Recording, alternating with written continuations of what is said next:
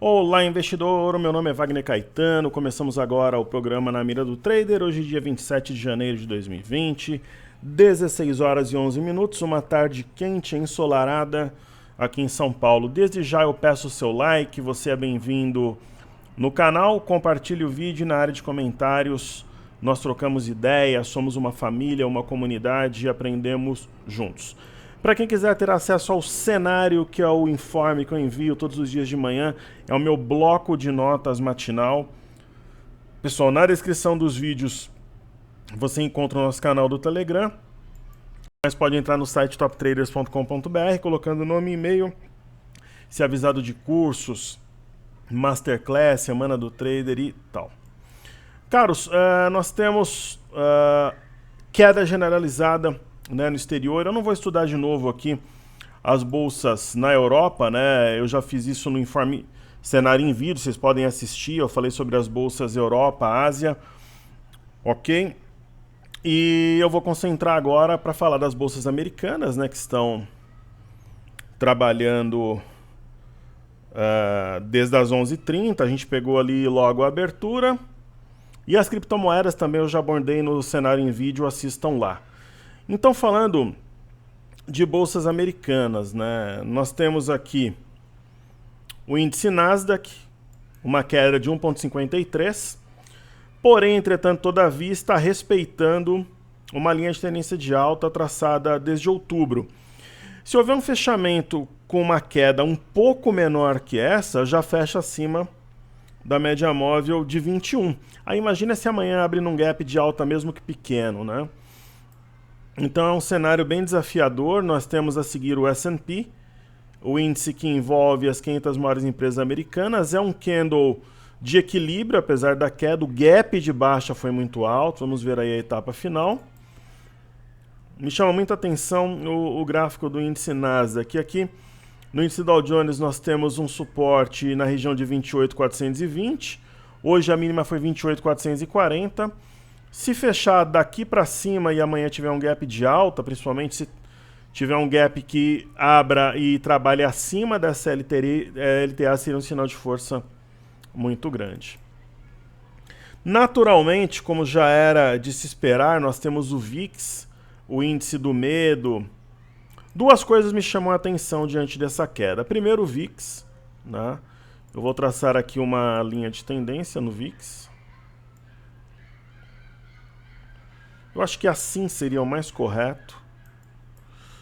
Ok, o VIX rompeu essa linha de tendência, só que ele veio numa região de resistência, que é o 17,99, não se manteve acima e deixa uma estrela cadente. O que isso significa na minha visão? Que a partir de amanhã vai haver um processo de recuperação, porque o VIX deixa um sinal de topo que deve ser acionado amanhã. Então essa é a minha visão. Aí nós temos o EWZ, ETF brasileira negociada em Nova York. Esses tipos de eventos, esse cisne cinza, eu diria, como aconteceu o coronavírus, houve o fechamento de um gap, aqui é aberto entre os dias 11 e 12 de dezembro. Qual que é o ponto-chave? Eu sempre trabalho com aquela ideia do ponto que separa o joio do trigo, do ponto-chave, coisa e tal, correto? O primeiro deles é esse, ó. 45,24, se trabalhar acima mostra força, já vai intimidar os vendidos e o ponto-chave mesmo é o 45,45. Acima dele, acho que a farra dos vendidos ela é posta em xeque. Aqui nós temos o semanal e no semanal um movimento interessante, busca pela média móvel de 21 períodos, algo típico de correções de bull market, não muda em nada por enquanto, e veja como esse ponto é importante, o 45,45 é a mínima da semana retrasada. Ok, petróleo, pessoal, passando rapidamente pelo petróleo, o crude oil negociado na NYMEX nos Estados Unidos, uma baixa forte, né? O Brent já indicava que a queda continuaria, eu vou mostrar por quê. Essa região concentra sim suporte aqui do mês de outubro. É possível a formação pelo menos de um repique. Se eu tivesse vendido, eu teria anteriormente zerado uma parte, agora eu liquidaria a minha venda. Essa figura aqui dizia que o Brent viria nessa região de 60 dólares. Ele veio, está um pouco abaixo. Eu recompraria, veja esse ponto, ó. Mínima do dia 31 de outubro, 5.863. Qual foi a mínima de hoje? 5.852, está fora da banda. Eu acho que o petróleo é compra. Certo? Legal. IFNC.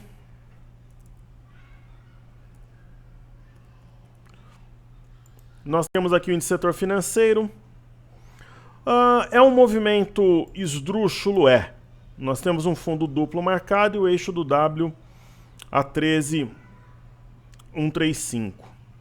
Professor, anula totalmente o fundo duplo esse movimento? Anular, a pessoa não anula, mas enfraquece. Pode ter a formação de um fundo, topo fundo, mas a partir de amanhã já teria que reagir. Ou no máximo de quarta, contendo essa queda. Aí nós temos BBS3.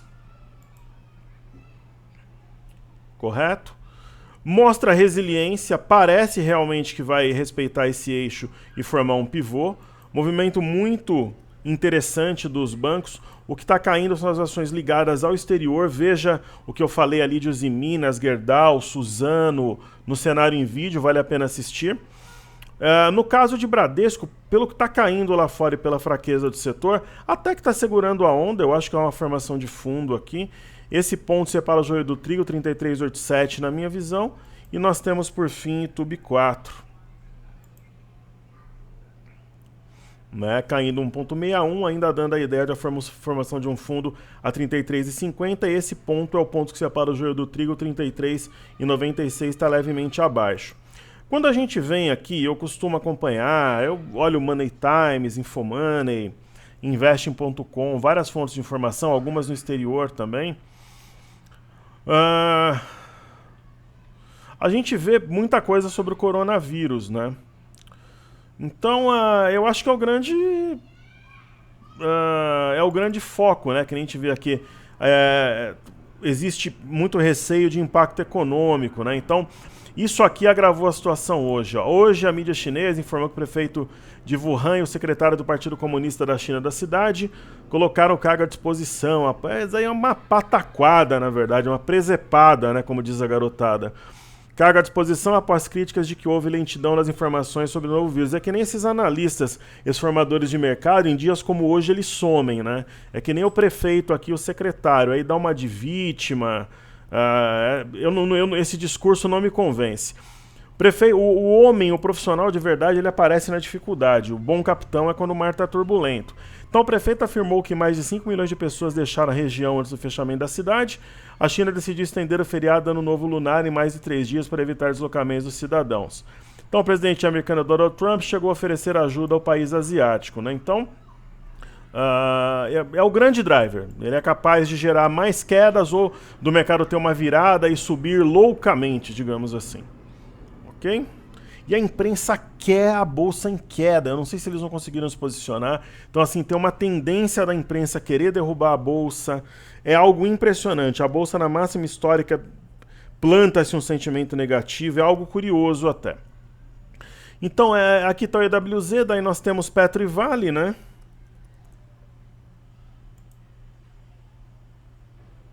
Aqui a Petrobras. Petrobras para mim é compra.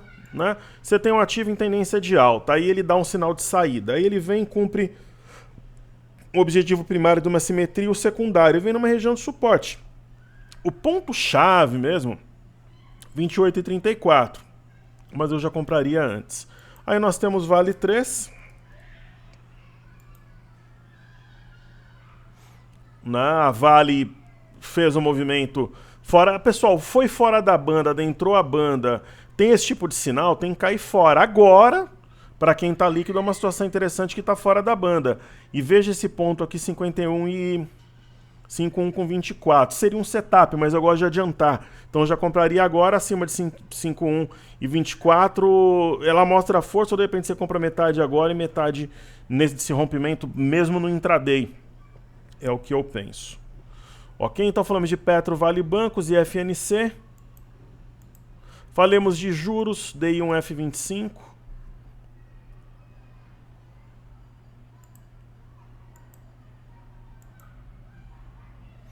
Canal de baixa sem novidades, eu acho que deve perder essa região aqui e na parte inferior aqui do canal. É o que eu imagino, e isso já seria suficiente para perder os 6,260. Ok, algo que me chama a atenção, falando dos juros, é o dólar. Né? O dólar, apesar dos pesares, ele está devolvendo a alta. Então, mais uma vez, a gente teve um rompimento falso do 4219,500, a gente teve um rompimento falso do 4221 e fica com uma cara de topo duplo, topo. Né? Então, se nos próximos dias testar o 4163, fica realmente com uma cara de topo duplo. Principalmente se amanhã abrir em queda. Então, olhando o intraday aqui do dólar, vamos colocar, por exemplo, uns 60 minutos. Tem uma espécie de um canal, né? Eu circulei os topos aqui. Eu acho que um cenário de oco seria forçar um pouco a barra. Mas tem uma espécie de um canal, bateu a parte alta e sentiu. Se perdeu 4.204.500, essa região aqui eu acho que desce até a parte baixa, nos 4.180, por ali. Eu trabalharia com esse cenário como base, né? Dá a impressão que a gente tem uma simetria aqui que remete aos 480, é a impressão que dá mais ou menos nessa região. Ok? Maravilha, eu vou falar dos pedidos do YouTube agora, eu falei de alguns destaques mais cedo. Pedidos do YouTube, SLC 3.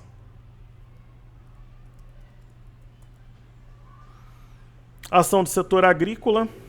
Falou-se muito, né, numa queda por causa daquela história do Irã e da China comprar bens americanos. A grande questão é, ao mesmo tempo, eu vou até tirar essas retrações de FIBO aqui, ao mesmo tempo que nós temos um topo e um topo mais baixo que o anterior, a gente tem um suporte mais antigo respeitado, ó, que é o 22,99 e 23 reais. Então dá a impressão que vai fazer um pivô e romper os 25, mais do que cair aqui no abismo. Ok? Os 23 são um ponto... Eu acho que ela está entre 23 e 25, entre o inferno e o paraíso, digamos assim. Aí a gente tem BRDT3.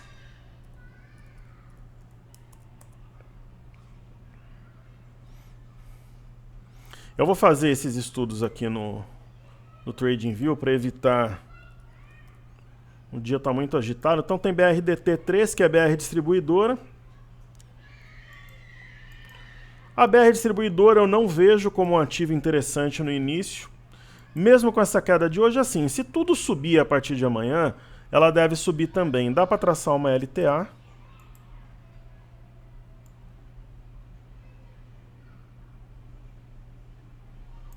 Ainda teria espaço para buscar.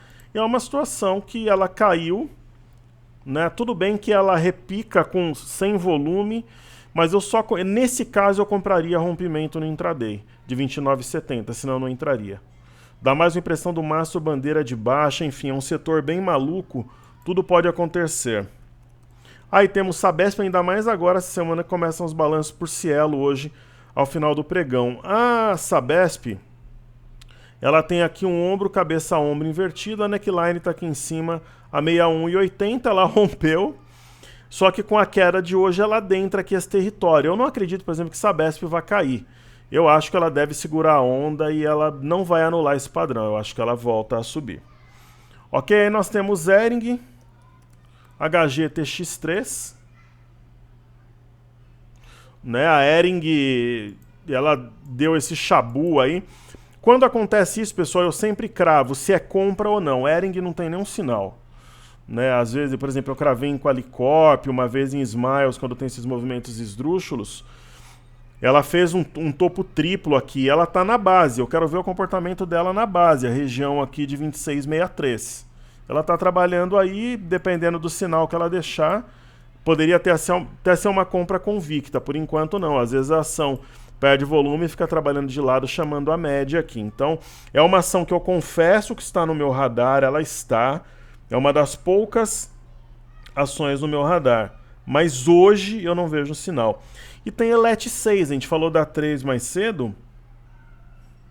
A 6 aqui estava nos pedidos. Né? Um gráfico muito parecido, eu não tenho preferência entre uma e outra. Dá a impressão de um mega W aqui com eixo em 43 e 48 e ela vai subindo aqui, talvez para bater nessa região e romper. Não acho, por exemplo, que ela vai mudar toda a trajetória por causa de um dia como hoje. É o que eu penso. Então nós falamos das bolsas americanas, a gente falou do petróleo, dos destaques aqui no Brasil, e FNC, a gente falou do DI, tem Via Varejo também. Claro, né, um dia como hoje o ativo cede. Eu não acho... Lembra daquela história que eu falo? Por exemplo, a gente que já está no barco é uma coisa, mas quem entra aqui já sua, né, com 5%. Então, agora, de repente, é uma oportunidade? De repente, para o meio lote, né? Aí, de repente, se ela cair até os 13, você compra mais o restante. É uma ideia, né? É uma ideia, sim. E aí, faltou o quê? Faltou Ibov, Ibova 11, né? Isso daqui eu estava mostrando para a galera, né? Por exemplo, falando do mini índice. Eu estava explicando para os meus alunos o seguinte. Eu me comunico muito com a galera através do Instagram fechado, né? Você tem aqui o mini índice, né? Um cenário caótico, isso daí não tem dúvida. Tá numa região importante, que é o 115,320, está bem aqui. Eu acho que acima do 116,230, digamos que o pior passa para quem está comprado a decisão no 117. E veja esse livro de ofertas aqui, ó, 40% pressão compradora, 60% vendedora. Não tem como subir, só se isso aqui equilibrar. Na hora que equilibrou para 47,53, foi para 115,600. Então é assim que a banda toca. É uma região importante, está fora da banda. Se amanhã adentrar a banda, dá sinal de fundo. Eu acho que vai dar, é a minha opinião. Você pega um 30 minutos aqui, aparentemente está formando um fundo duplo, né? Dá para ver pelo 15 também, o 15 detalhe, aparentemente é uma formação de fundo. O primeiro eixo a 115,645, é isso que eu vejo. Aí nós temos o BOVA 11. Cara, esse gráfico do BOVA 11, será que está correto? Deixa eu ver aqui.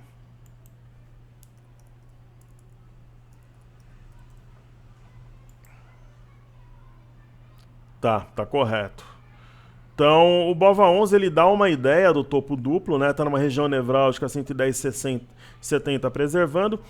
Eu acreditava numa reação intraday, acho que ela pode até ocorrer, mas de leve. Eu acho que vai ficar para amanhã, talvez uma abertura em gap de alta, né? A pressão vendedora muito forte. E o ponto é 111,63 para ser rompido para aliviar a situação dos comprados, e o ponto-chave 112,60. E aí nós temos o Ibov propriamente dito, né? Então o Ibov, ele faz o seguinte, ele vem numa região chave, 114,950, ok. Se ele perder essa região de fato, aí as coisas se complicam, ficar realmente com uma cara de topo duplo. Aí vai ser assim, a tendência contra o sinal, inclusive com rompimento falso. Então muita gente vai vender nessa barra, acreditando que vai descer aqui para 110, até para 105, ok? Agora, se vem fora da banda e de repente adentra esse território e existe um rompimento falso 114,950, aí frustra esses vendedores.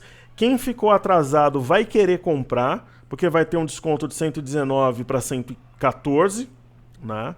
De 5 mil pontos, e aí pode subir rapidamente. 115,960 é uma resistência intermediária, o ponto que separa o joio do trigo, 117 mil pontos. Ok, pessoal, então tem o desafio no índice, te vejo nos 120 mil pontos. Professor, quando que você acha que isso daí poderá acontecer? Se a gente observar a volatilidade histórica e fizer um desenho aqui com base... Isso daqui pode ser um retângulo, né? Então aqui tocou a parte de cima, a parte de baixo, a parte de cima, a parte de baixo. Como tocou a parte de baixo aqui, demorou 1, 2, 3, 4, 5, 6, 7, 8, 9 pregões. Então, teoricamente, ó, 1, 2, 3, 4, 5, 6, 7, 8, 9. Então, em 9 pregões a partir de amanhã para tocar novamente a máxima histórica. Região de 120 mil pontos. Ó, fundo. 1, 2, 3, 4, 5, 6, 7, 8, 9. Fundo, 1, 2, 3, 4, 5, 6, 7, 8, 9. Então, acho que em 9 pregões a partir de amanhã tem como buscar a máxima histórica. Você fala, professor, mas que doideira. Na sexta-feira pegou a máxima histórica, né? E hoje, que na verdade tá fazendo esse movimento louco, então saiu da máxima para agora em um pregão. Você acha que vai chegar em 9? Pessoal, é um retângulo. né? Bandas de Bollinger justapostas, enfim, é uma região decisiva. Eu acho que o movimento vai ser sinuoso, então eu projetaria a busca pela máxima histórica no final da semana que vem, quinta ou sexta-feira, ok? Então é isso aí, essa é a minha leitura. A gente não sou Deus, mas a gente tem uma leitura, eu estou explicando os motivos aqui, então é isso que eu acho. Tem um grande gap aqui, um retângulo, e é isso aí, ok? Saúde e paz a todos, muito sucesso, pessoal, valeu!